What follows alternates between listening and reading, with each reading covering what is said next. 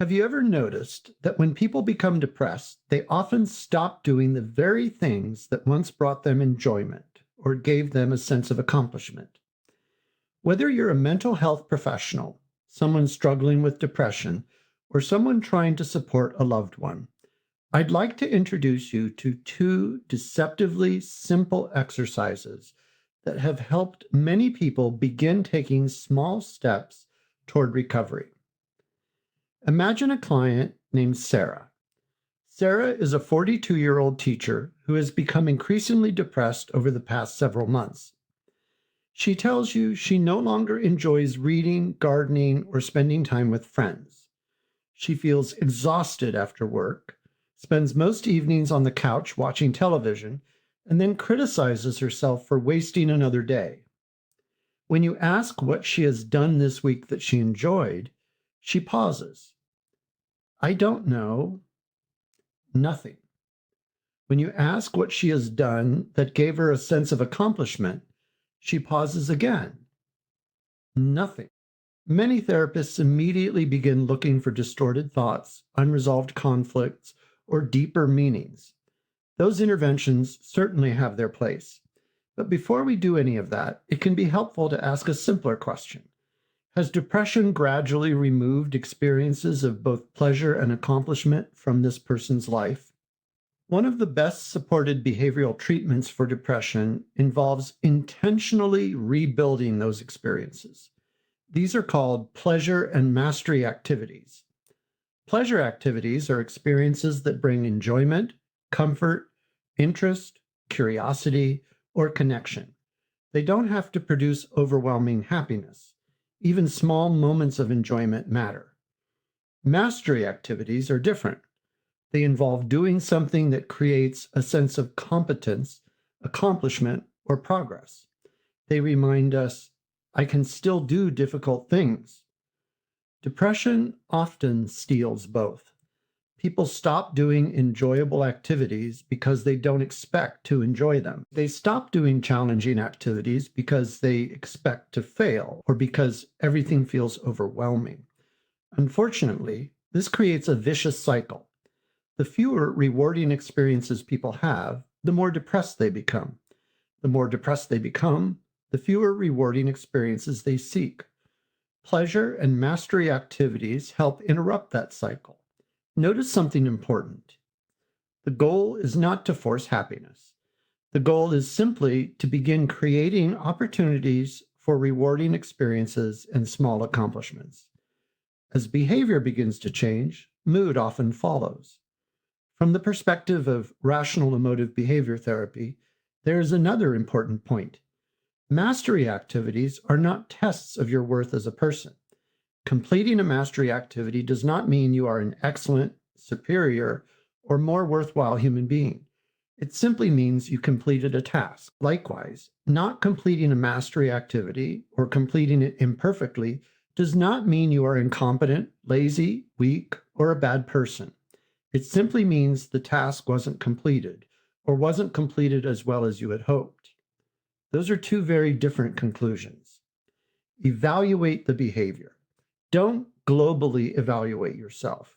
You can honestly say, I wish I had finished that task, or I'd like to do it differently next time, without turning that into, I'm a failure. Depression often encourages global self-ratings. It whispers, because I failed at this one thing, I am a failure.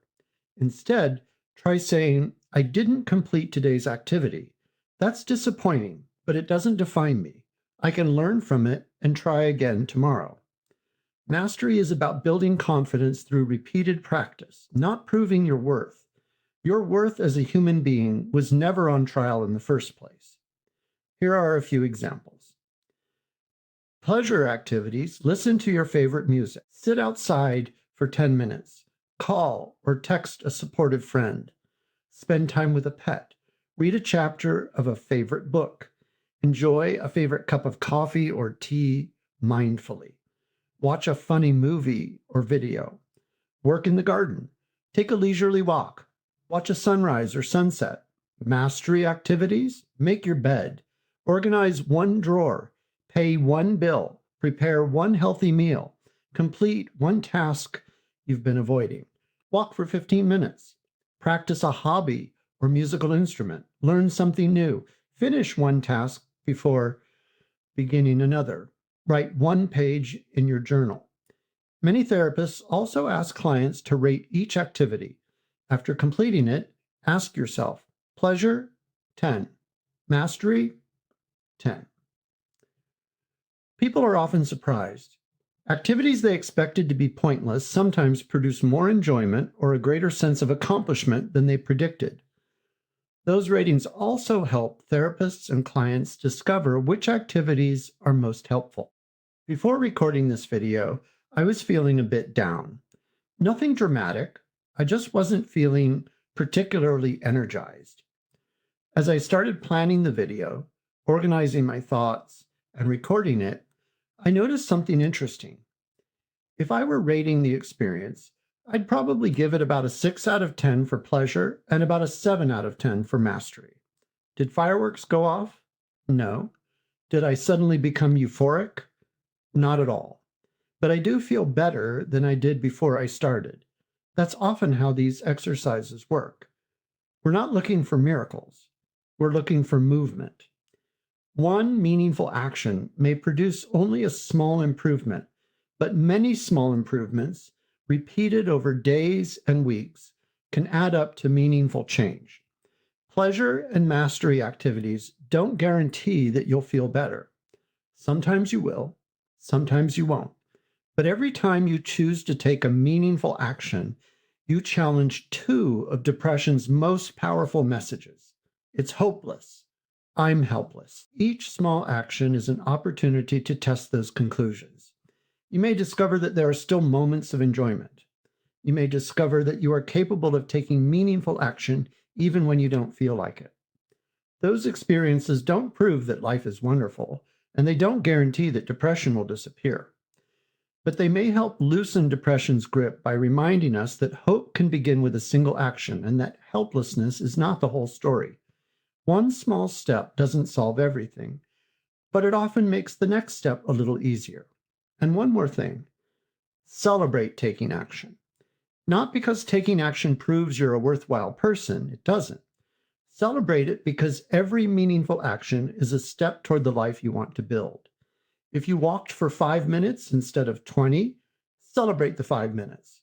If you organized one drawer instead of the entire room, celebrate the one drawer. If you simply got out of bed and took a shower on a difficult day, recognize that accomplishment. Progress deserves acknowledgement even when it isn't perfect. Remember, we are reinforcing a behavior, not assigning a value to a person.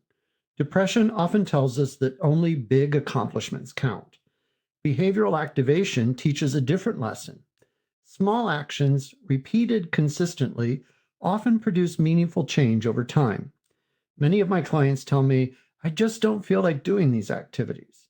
My response is, I understand. That's one of the reasons we call it depression. We don't wait for motivation. We begin with action.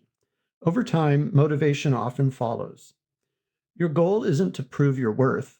Your goal is to build your life. Pleasure helps make life worth living. Mastery helps remind you that you can. I'd like to leave you with a small challenge. Choose one pleasure activity and one mastery activity over the next day or two. Keep them small enough that you're likely to complete them. Then rate each one for pleasure and mastery on a scale from 0 to 10. If you decide to try one or more of these exercises, I'd love to hear how it went. What activity did you choose?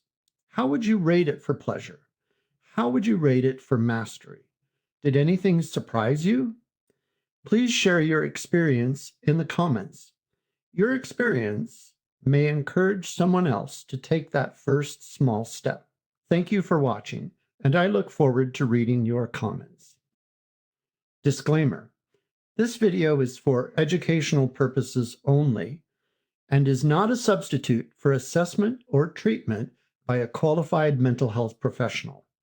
If you or someone you know is experiencing significant depression, thoughts of self-harm, or difficulty functioning, please seek evaluation from a licensed mental health professional or another qualified healthcare provider.